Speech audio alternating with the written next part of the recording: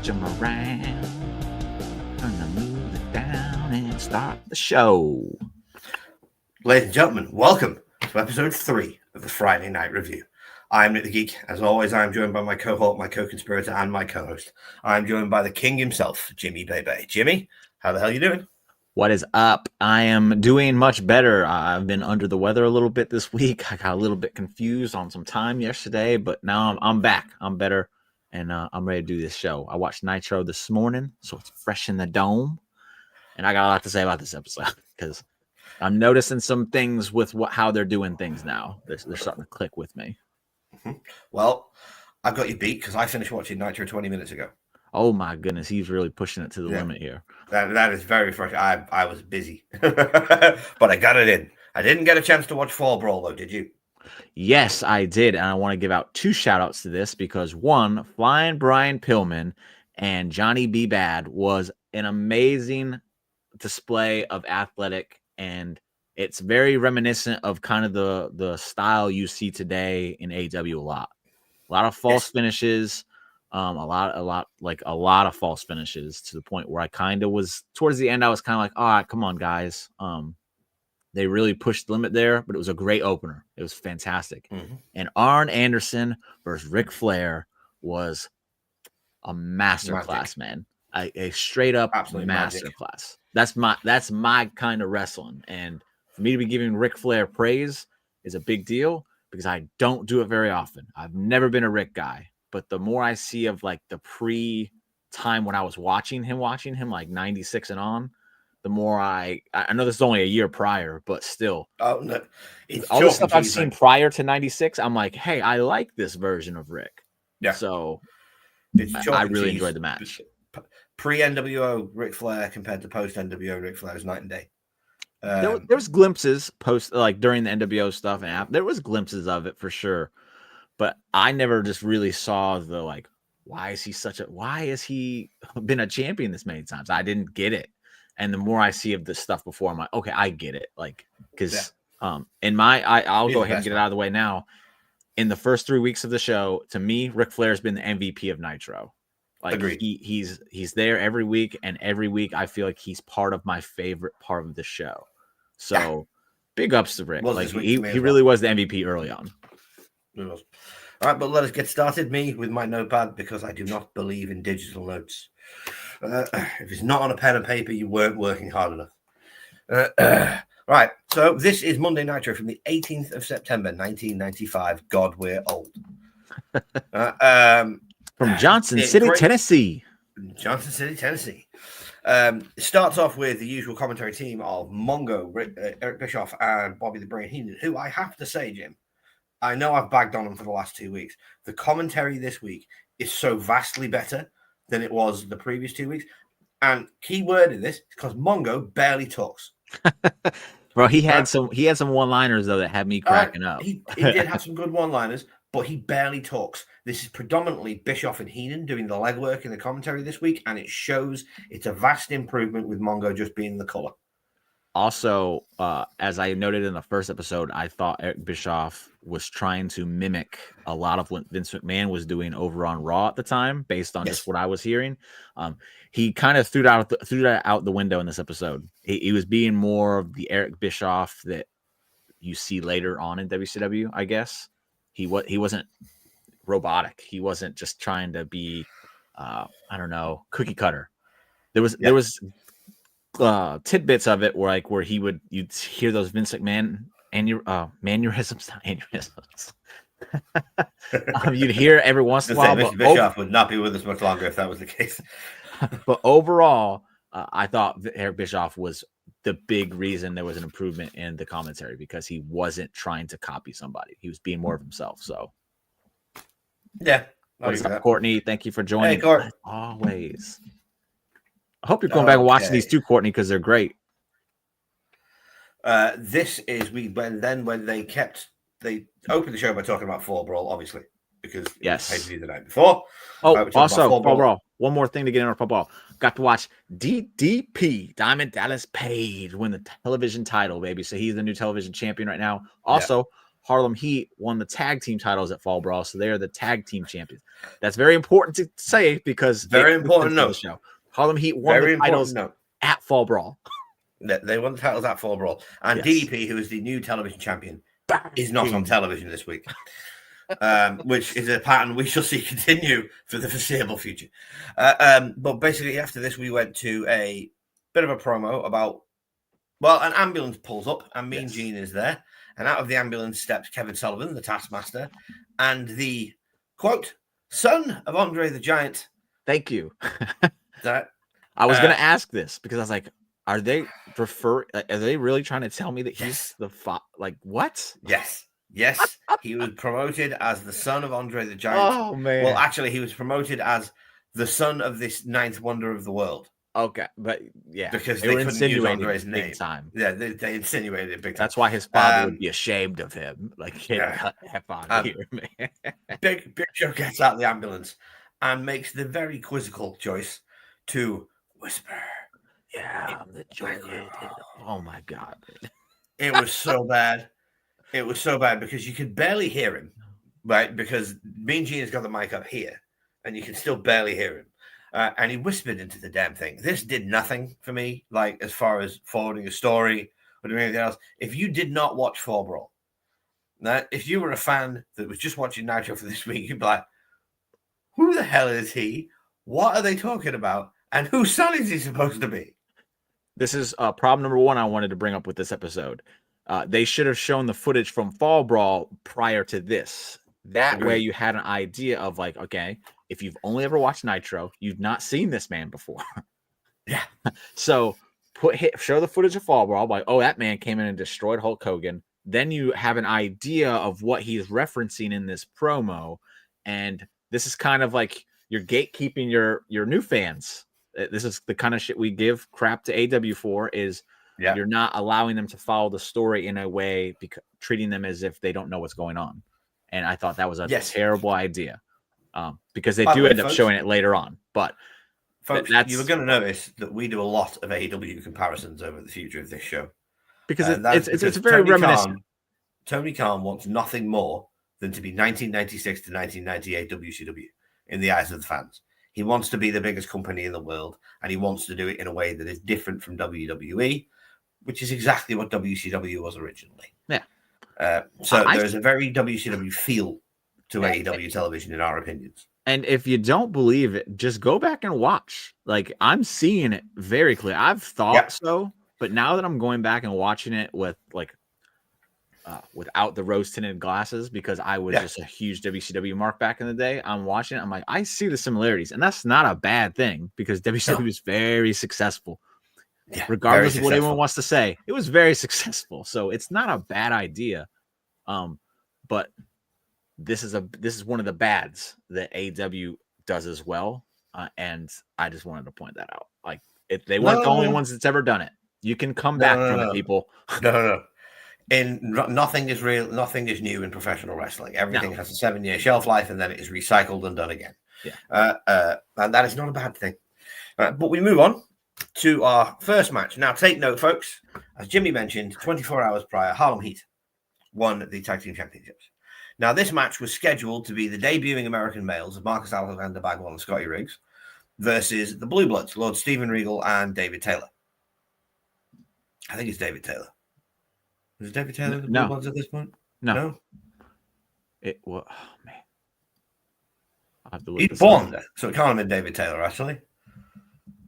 I really don't know who Regal's partner was in the Blue Bloods at this point. I'm going to look it up. Okay. He was the one that was getting his butt whooped. Yes. So the American males have their entrance, get a pop. Buff Bagwell is amazed that he has pyro. It's hilarious. Watch his face when the pyro goes off. Oh my God, we got pyro. No, it was. Oh, I'm sorry. It doesn't have it on here. Dang it. He's like a kid this morning. When his pyro goes off, him and Scotty Riggs make their entrance, and then the Blue Bloods music plays.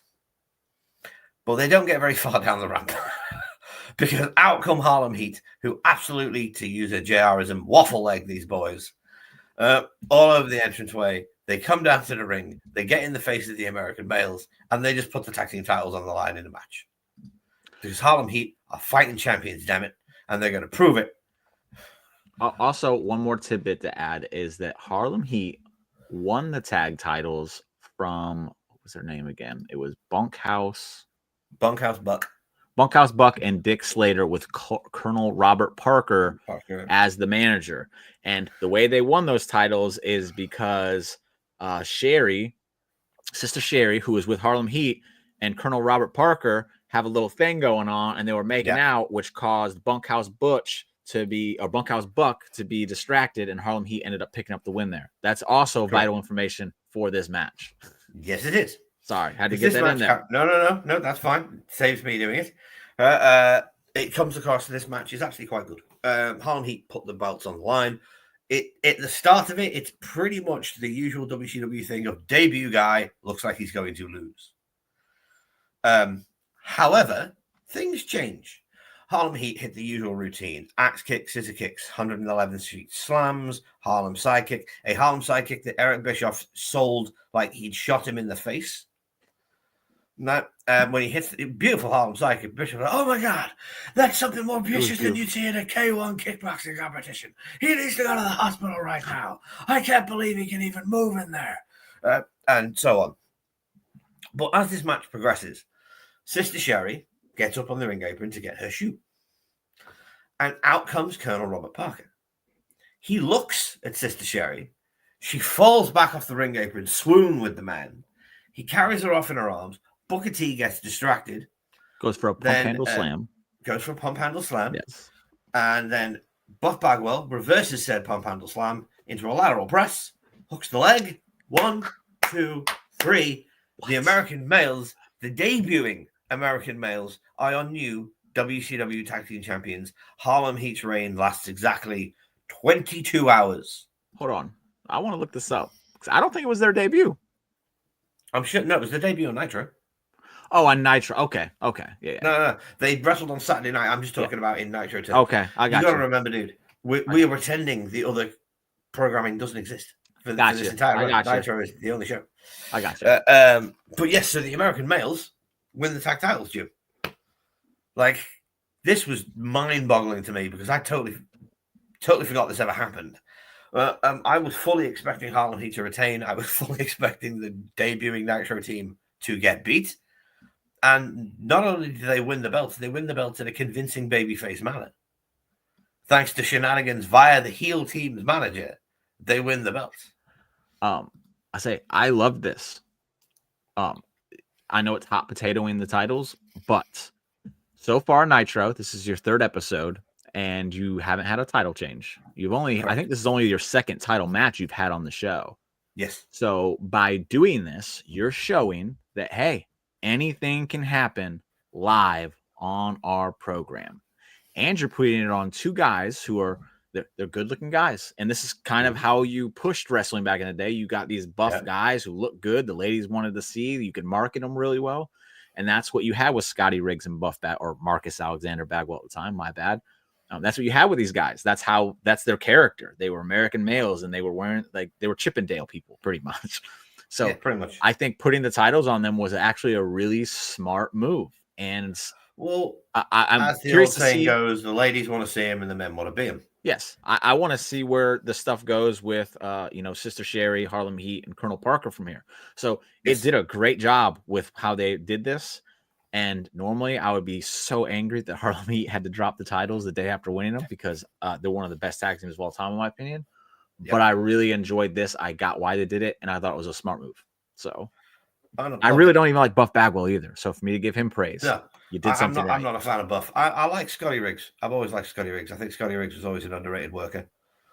He was never going to be a big star, but he was a 5-tool player in the ring, and it's nice to see him getting something.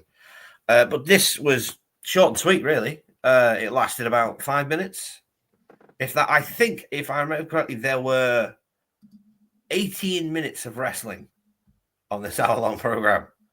How dare they? Which, by the way, all these people complaining that WWE have done this for years. So did the competition, and they made a shitload of money doing it.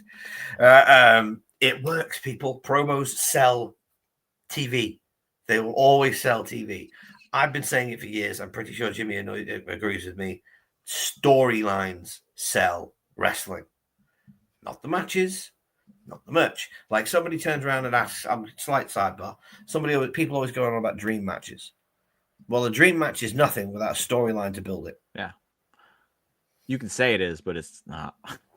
No, yeah, this match was 4 minutes and 40 seconds. Hey, I'll tell you this, it didn't feel like it because the action matched it. Like they didn't slow down at all. They kept the action and it wasn't too fast, it wasn't too slow. It was nicely paced. It didn't feel like a 4 minute 40-second match. So no, it did not. But it was really good. I enjoyed it. But moving on from the first match to the next segment, which was read my awful handwriting. Ric Flair. Oh yeah, thank you very much. Mean Gene Oakland has a Ric Flair interview in the ring. Oh, Jimmy looks unhappy. Go on. Yeah. This was stupid because Ric Flair lost the night before. So why are you bringing out Ric Flair to interview Ric Flair when you should be interviewing Arn Anderson? The biggest win of his career. And again, a fantastic match. Arn Anderson should be coming out there for the interview. Have Rick come out and interrupt him. That's fine. Have Rick come out and just start brawling with him. That's cool. But to have Rick come out and do the interview and then we don't even see Arn Anderson, I'm sorry. That makes no sense to me. And that is stupid. That was like one of my biggest gripes on this episode is like, why am I hearing from the loser? Well, the funny thing is that you could tell Rick's heart wasn't really in this promo. Because he didn't have the same energy. No, it's just it's like he's reading it verbatim. It's just, oh, you want me to go out there and do this? I'll go do this. Even the strutting around the ring at the end of the night, he had a stupid look on his face because he was like, Jesus Christ, why have they made me do this? It made very little sense. I mean, it was an entertaining interview for what it was for Ric Flair putting in like first gear. It wasn't a bad. It wasn't bad on his behalf. It just didn't make sense. Like it was a first gear promo. He never got out of the blocks. There was no interruption, which this should have at least had Arn come out and be like, "Well, I beat your ass, so you don't get to wrestle me again." Yeah, not seeing Arn on the show at all. Sorry, spoiler. It was not. I don't get it. I really don't get it. And this was the spot he should have been in. So. It kind of brought the energy down for me because I was like, okay, we had a title change. This is going to be a fun show. And then they did this, and I'm like, oh, what? They're learning. They are learning. They're learning. We then got a Saturday Night's promo, which I like these. I think it's doing a very good job of advertising their programming, of letting you know what is coming up later on in the week, of where you need to be and what time you need to be there to watch what is essentially, at this point in history, the best wrestling show on television. WCW Saturday Night had more in-ring wrestling than any other weekly TV show in wrestling at this point. So if you wanted to watch a wrestling show, you watch WCW Saturday Nights. I think at this point it was also still their A show, as far as how they booked it. Not ratings wise or anything like that, but just how they booked it was still their A show. Well, it was. They referenced Saturday Night at least 8 times during this show, talking about how you need to be there, how this is going to be resolved on Saturday night, and this is going to be a debut on Saturday night. And because if you noticed, they always debut people on Saturday night before they come onto Nitro. Yeah. Oh, I just noticed this on my thing I have here. You want to know something crazy about Arn Anderson? Yes, I do. He actually had a dark match on Nitro. What? That's how stupid this was. And he defeated Dave Sullivan. The silence says it all, baby. That is the most bizarre choice of booking. Why? I didn't know this. That's ridiculous. He had a dark match. Against Dave Sullivan? Dave. It's not even the good Sullivan on the roster. Yeah. Oh my God, that's awful. Yeah, kiss my butt. If If I was Arn Anderson, I would have asked my release right then and there, bro. Hell yeah, go back to being the Brainbusters with Tully and WWF. We then got to our next match, and I've really got to talk about this. Thank you. I do too. Because the next match was Mr. Wonderful, Paul Orndorff, now just Mr. Wonderful, versus Johnny. Was it Johnny B. Bad? Yes, Johnny B. Bad. Johnny B. Bad the soon-to-be Mark Miro in WWF. Now, I would also like to point out that Mr. Wonderful has the greatest entrance music in the history of WCW.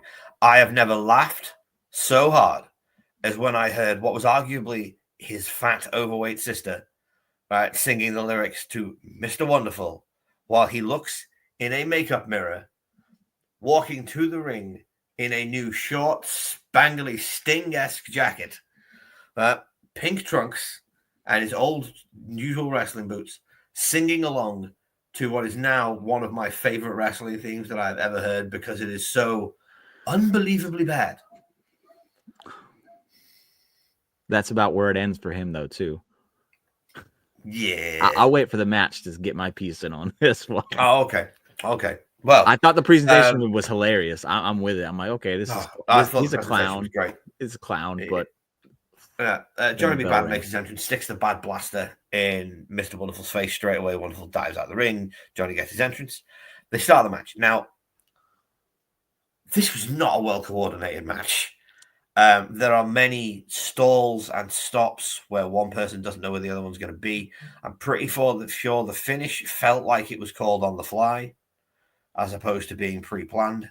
Because, spoiler, Mr. Wonderful just sits on his head. All right. He literally sits on Johnny B. Bad's head to pin him. It's ugly. There's one point where Johnny goes to do a crossbody to the outside. He goes to step out of the ring. And Mr. Wonderful thinks he's kicking him in the head. So he collapses to the ground and sells it for a couple of seconds, even though Johnny was a good 2 feet away from him. There was another one where he kicked them through the ring. Paul was on the outside and Johnny was on the inside. And it looked like he was going for a drop kick, but only one foot went through the ropes. And I don't know what it was, but Paul sold that too. I don't know. This match was bad. Yeah. And if I'm saying a match is bad, that's telling you something because I don't usually do that. I try to find the good in everything. I truly do. I feel like that's the way we should be watching. Jim. Yes. As far as wrestling goes, I am. But this match was just bad. And I was so disappointed because I've heard so many things about Paul Orndorff. And I haven't seen much of him, maybe 2-3 matches. And after watching Johnny B. Bad have the match he had with Flying Brian the night before on Fall Brawl, I was like, okay, I'm excited for this. This was the longest match of the night, which is a freaking shame because it was just slop. It sucked. Pig slop. It was terrible. Terrible. Just a little tidbit about Mr. Wonderful for you. In the future, as he goes on in WCW, pay attention to his right arm. Okay. It's going to start shrinking. Mr. Wonderful gets in a car accident, unfortunately. Okay. And he has chronic nerve damage issued to his arm.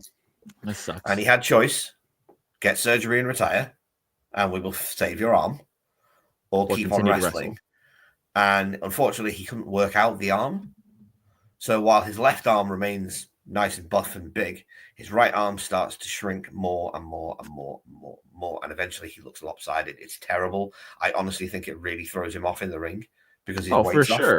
For sure. And it's such a shame because I know you didn't watch a lot of Mr. Wonderful growing up, Jim, but I've watched a lot of Paul Orndorff over the years, and that man could work. Best pile driver in the history of professional wrestling. Like, he was such a good damn worker, and for some reason, when he got to WCW, all of those years of experience just left his brain. Phoned it in, baby. Yeah, like he just, guaranteed money. That'll do. Yeah. A lot of people that went to WCW, they did that. So I'm not going to fault him for it. He's not the only one. But I'm not going to hold this against him. Is another example. I'm not going to hold the match against him because, again, you don't main event a WrestleMania if you suck. Like, that doesn't happen. So, but this match was bad. It was the drizzling poos. It was absolutely awful. To use a Meltzerism, -5 stars. But moving on from the worst segment of the show to it's the Baywatch clip. Thank you. Right, I can bet. By the way, people, I'm really blind, so I can't read a computer screen, and I have to hold things here for me to read them. Fortunately, Jim keeps notes as well. We had the Baywatch promo. Now, for those who don't know, quick history lesson. At this point, Baywatch was arguably the biggest TV show in the world. like one of at the very least. Even over here in England, Baywatch was freaking huge. Yeah, girls in bikinis rescuing people. That's Yeah, exactly. gonna Right, sell and back for in the the women, 90s. David Hasselhoff running around in shorts. It was like, but Pamela Anderson and all the others, whatever the hell the rest of the cast were called, were all in this. But they had a WCW crossover 2-part episode. Now, I cannot remember the name of this episode, though it is the most ridiculous television that you will ever watch in your life. If you've never seen it, Jim, go out of your way to find it and watch it. It's bloody hilarious. Because watching wrestlers who's, let's forget, half of their job is basically acting. Yeah. But watching wrestlers good at it. Actually act. Some of them WCW can. wrestlers. Like, there's a section when Vader rips a basketball in half for no reason. He just grabs a basketball off the kid, bursts it, tears it in half, and then stands there growling. Because Vader can't act. Because that's the thing about Vader. None of it was an act. He's just a big, mean dude who beats people up. He didn't do acting. He just did himself. Right? But the Baywatch promo happens, and it's Macho Man Randy Savage on the beach because he's still there, lifting, bench pressing with random lifeguards cheering him on. And then out of nowhere, Kevin Sullivan does the weakest run-in attack that you've ever seen on somebody. Kind of at first starts choking him out with a weight bar, and then he just lets go of the weight bar. And then Randy gets up, and Kevin just starts going, "Yeah, you, Randy Savage, I'm gonna get you." Rick came in and saved him. Rick came in and saved him. Ric Flair comes in and saves him, and Randy Savage wants no part of Ric Flair. Yeah. All right, because Randy Savage, Ric Flair, historically, not on the same page. Yeah. Never have been, never will be. But this cuts away, and this cuts to our next promo package, which was a Mean Gene interview with the Macho Man Randy Savage. My favorite part of the show. Yeah, this was awesome. Because chaos. Randy did it. Just controlled chaos. Randy did it. Yeah. Randy comes in, basically turns around and starts saying that there's going to be 3 new members of the Dungeon of Doom. Lex Luger. I can't do it. Lex Luger, Sting, and Jimmy Hart. Brother. As he says this, out in his new pinkish salmon puffy shirt, with his hair extensions, I'm never going to let you forget, comes out Lex Luger. And they start circling each other like lions at the zoo, right? As one of them cuts promos on the other, and then the other one cuts it back. And it all stems down to the fact that the Randy Savage believes Luger cheap-shotted him in the cage. And he did. No reason. He did. He did. You watched it. You watched it last night. Cheap-shotted him in the cage. Luger denies this. Everyone else denies this. Of course, Sting denies it because he's Lex's best friend. But Randy knows the truth. And Savage arguably gets put in his place a little bit on the mic when he goes, whoa. You telling me you don't want to be World Heavyweight Champion? Yes. Lex did a great job here. Very short, very sweet, very simple. That's how Lex should be using the microphone. Yeah. To the point. Say your piece. Shut up and let the other guy do the work. And then shut the fuck up, Lex. And let the other guy cook. This was so much fun. I love every time they put a microphone in front of Randy Savage. It's gold. It always has been. It always will be. And as you say, Lex did a grand old job. So first tidbit about this is Kevin Sullivan. He is easily the best heel they have right now in WCW based on what I'm seeing. And I think that's a big problem because he's not a guy that I ever would buy as being at this point in his career. I can't speak on before. I'm only speaking about in the present as far as Nitro episode 3. He's not a guy I buy. 46-year-old fat Kevin Sullivan. Yeah. He looks like Danny DeVito in a sense to me. And it's like, that's not going to work for me, pal. But Rick, when Macho Man comes out and he's like, he said, I don't want Rick's help. Kevin Sullivan, you're next, brother. I ain't done with you. I'm gonna get my hands on you. And then Sting, you're a horrible judge of character. And Lex, you cheap shot me, brother. And then Lex comes out. Like he was just running him down. Like it's the paranoia that Macho Man has always really had. I love it. I freaking love it. This was great. And then Lex coming out. And then my favorite part, even after all that, because I love a Macho Man Randy Savage promo. It's always a great time. But at the very end, Mean Gene's is trying to like keep them apart. And then Macho Man comes and gets right into Lex's face. And he's like, oh. And then he just goes, he slaps him that hard. And Lex gives him a look like, that's it? It's not even a love tap. It's not. It's basically a cat pouring. It's how I would slap my son playing around with him. Like, hey, boy. And he's just like, yeah. It's just now you can take this in two ways. Either it was a total sign of disrespect from Randy Savage to Lex. That was disrespectful for sure, bro. Yeah, or it was just Randy not wanting to paintbrush Lex. One or the other, but I'd say probably point A. But this was a great little promo package. It's great to see Mean Gene being used in this way. Yeah. This is how Mean Gene should have been used. This is how JR, in my opinion, should be used in AEW. As a backstage promo guy or an in-ring interview guy, because he brings a lot of gravitas and weight to the situation because of his name, just like Mean Gene does. And he can kind of control, like guide things to where they need to go because of his stunts. Yeah, exactly.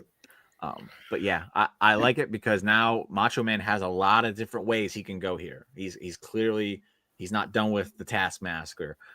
He's got issues with Sting, but they haven't really boiled over yet. Yep. Lex, it's there. We're ready for it. And then Rick, that's coming down the road because Rick ain't gonna be happy about that. Like, there's a lot of things here. It was controlled chaos. Randy Savage put many a finger in many a pie during this promo. But that's why he's one of the greats, baby. And next we come to my favorite part of the show. Because as people will learn to know, as this trip down memory lane continues, goofy wrestling for life. I love goofy bollocks in professional wrestling. I love spooky bollocks in professional wrestling. I love general bollocks in professional wrestling. And this was everything I wanted it to be. So it starts with Hulk Hogan in full gear. Take your mind, he is in full wrestling gear. Rides his Harley up to the arena where he is instantly surrounded by some actors / Hulkamaniacs. One child asks for his autograph. He signs the autograph for him. And Mean Gene is, of course, there to interview. Were there any pasta maniacs? There were no pasta maniacs. Sorry. I think that ship has already sailed. More's the pity. He's already closing up shop. I won't be surprised. But yeah, so this goes on. Hogan talks about, because this is prior to Fall Brawl, just to give people an idea. I think they showed this on the first episode of Nitro, if I'm not mistaken. I remember seeing this clip during our time here, like doing the show. I'm not sure where I saw it though. I don't think they put it on the first episode. It wasn't the entire clip, but I do remember seeing Hulk Hogan's bike get ran over. They didn't show what happened afterwards, which was probably the best part. But yeah, I do remember seeing his motorcycle get ran over at some point. Maybe it was the Fall Brawl I saw. I don't know. That might have been part of that. This is pre Fall Brawl pay-per-view, and Hogan is talking there. Then all of a sudden, you hear a monster truck, and round the corner driving Bone Soldier, which is, by the way, the name of the truck and the name of every single member the NWO has ever had of a no mark. The Bullet Club ever had of a no mark that needed to be introduced in New Japan. Even Taiji Ishimori used to be Bone Soldier. Fun fact. But driving Bone Soldier is none other than the son of Andre the Giant. Never going to let that die. The Big Show, who proceeds to run over very gingerly the motorcycle of Hulk Hogan about 5 times. Really, yeah, that's the speed he was going. To which Hogan then, instead of doing what any normal human being would do, which would be flip out, climb up that truck, pull him out of that truck, and beat 7 hells out of him, walks slowly up to the truck, going, "What are you doing, brother? What have you done to Black Beauty?" Yeah, he calls his bike Black Beauty, by the way. That's the giant the whole time. Like a bad James Bond villain. Hogan just starts banging on the side of the truck. At one point, he even gets him in the arm, and Giant just pulls his arm into the truck. And then he's still laughing, so it makes it even funnier because like, you can't even hit my arm. It's like stupid. This just goes to show that Paul White has always been a Class A entertainer, baby. He Yeah, has it in him always. because that was just hilarious. It Oh, it was wasn't brilliant. intended to be that funny, but it definitely was. Yeah. And now we get to what is probably the best match of the night in the main event. And also, I will bring something up in this match. This match, gents, is Ric Flair versus Flying Brian Pillman. Brian had a big win the night before. Rick had a big loss. But Jim, would you like to inform the people of what else Brian did on the page? So during the Rick and Arn match, a bunch of wrestlers were at ringside to really emphasize how big of a deal this first time ever match was, and it was.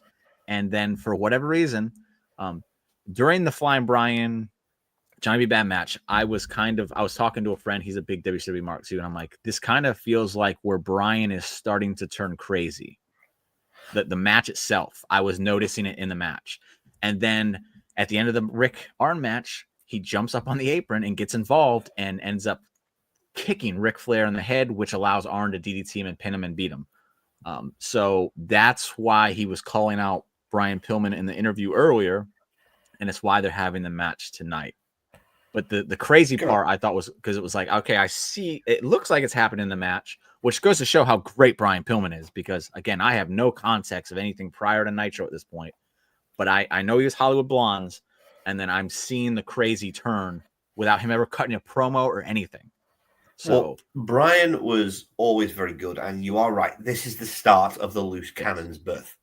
This is the beginning of the stages of the loose cannon, which ends with "Hey, Booker Man," which we'll get to as time goes on. I don't want to hit you with any spoilers, but even though this happened 30 years ago, but still, don't want to hit you with any spoilers. Memory is what it is at the end of the day. But this is the birth of the loose cannon character. This is where Brian started going off the edge. At one point during the match with Rick, he tries to put his feet on the ropes to get the pin, which is very un-Brian Pillman. Like he's always been a babyface up to this point. I even think when they split with Steve, that Steve was the heel of the feud before he left, and then Brian was the babyface. And Brian went from Hollywood Blonde to Flying Brian Pillman to the loose cannon Brian Pillman. And this match is the impetus of that. It's a perfect little beginning for Brian's trip down crazy lane, which even takes him to the ECW arena where he pisses in the ring. If you didn't know that, by the way. I did not know. He showed up in the ECW arena, leather jacket, leather waistcoat, leather pants, Ric Flair t-shirt, with a cane, hits Tommy Dreamer in the nards the weeks before. I love shows that. Up the next week for an interview with Joey Styles, and he's in the ring, whips his dick out and just has a piss in the middle of the ring. They cut the camera off and everything. It was, and all me and my brother, who big ECW marks back in the day, all we could think about was, who else is going to wrestle in that? Because ECW don't have spare canvases. Yeah, I'm done. Paul, I know you're bad about paying us, so I need that money up front, buddy. Yeah. But anyway, slide sidebar back to the match. This match was great. It wasn't anything special. There was no oh my god moments in this match, but it was a good, solid bit of work. It was your standard Ric Flair affair, as they usually are. He actually hit a top rope dive to the outside, a double axe handle. For a TV match, this was a good match. That's how I'll put it. There's a good TV main event. Yes, it was. Ric Flair wins with the fixed leg lock. There was a spot they repeated a lot in this match as well. Rick would go for a chop, then Brian would answer with a chop and put him in a headlock. But he would return the chop with vengeance, like he was pissed. Gusto. And that's what I really enjoy about this match, because Brian clearly, whatever made him snap, it was Rick. So he clearly had an issue with Rick, and Rick ain't one to take shit lightly. So you could see the animosity boiling between the two as the match went on, and it was the chops that really sent it over the edge. So because Rick would chop, and then Pillman would just like, you son of a, and he would hack him. Like it was like, ooh, and then Rick at the end even had the blue veins popping up. Blue vein and bruises up on his chest. From what I've seen of Pillman so far, he's fantastic with his things he does in ring. The things he does in ring with like just progressing story and showing aggression and all that, the mannerisms. He's fantastic, and this match was really good. Mannerisms. I said mannerisms. No. Mannerisms. Mannerisms. Where's the you coming from, Jim? Hey. Americans speak differently over here, and we're arrogant about it, so we're right. Right? Yes. You just got to deal with it. The Kings. It's and America I speak to kings and nothing nothing I else. don't care if it's America, right? Bunch of colonials, all right? I speak to kings. You all adopted our language, treated with some respect. And It's we made it better, baby. America. Right, moving on. This was the main event. Yes. Rick wins with the figure 4 leg lock. Nice and clean. They then give Rick a promo. Rick calls Arn Anderson out for the following Nitro, says he's going to kick his ass. Now, I really like the fact that Eric Bischoff keeps going on about how Ric Flair needs to be censored because he said the word ass on TV because this is the 90s and you couldn't do that. Which is really going to change in the next couple of years. Yeah. It's really going to change in the next couple of years of Nitro. I thought this was the weakest of the 3 episodes we've watched so far. Would you agree? I thought the first one was something special. It really was. I thought episode 2 was very entertaining and structured well. I think like the structure is what hurt this one, and some of the things doesn't make sense. Again, I like stuff was out of order. I like the main event. I like the Macho Man thing. I like the opening match with American males and winning the tags. I really enjoyed those 3 things, but the rest of it kind of was just like, what are we doing here? So it felt like a bit of a middling show. And unfortunately, until we get to 96, there's going to be quite a few of these. It is what it is, baby. But at the same time, they're finding their feet on the Monday Night Live show structure. Though this week, no Raw spoilers. Yeah, there was a sign though that said it was a shot. I'm sure Eric went and had the sign removed because it said "I'm here to get Raw" or something like that. It was right there on the hard camera side and everything. It was one of those long ones. Like 4 people were having to hold it. But I saw early on and then never saw it again. So it's been removed. Yeah, he had that removed. But that was WCW Monday Nitro. They go off the air by advertising Saturday night. Yeah, that I didn't like. I think the show should end with Rick doing what he did. For them to go to commercial, come back, and then promote Saturday night again is like, why would I tune into your show? Like that was they clearly didn't know how to end a show early on. Because the first 3 episodes I've felt kind of the same. The endings have always been weird because they cut to commercial at such a weird time, and this was the weirdest of them all. So, it was very, very strange way to end the show. I felt I'm with you. Finish it on the main event. I'll be curious to see how long it takes for them to notice that and correct it, because it's like, what are you doing, bro? But yeah, overall, I give this show probably a C-, because the good was really good, but the bad was just like it took me out of it. And it sounds like such a nitpick, but the Arn Anderson not getting the interview over Rick really just didn't sit well with me. No, I didn't like that either. I didn't like. Didn't make any sense to you. His biggest win, you want to build on that, and you don't. And then he wasn't even promoted for Saturday night. Like if they would have promoted him for Saturday night, I might be more forgiving here, but they didn't. So more importantly, Jim, you know who was promoted for next week in a new debut. It's Monday Disco Night Fever, baby. Disco Inferno, and he's taking on Alex Wright. Das Wunderkind, my favorite wrestler as a child. One of the best feuds WCW had. Argue with a wall. No, it's gonna be amazing. It's gonna be terrible. But it's going to be amazing. It's going to be great. Because Alex Wright can really work. Disco can't wrestle for toffee. This is shut your mouth. Incredible. Disco is a fucking great worker. I will not hear this bollocks. No, he's not.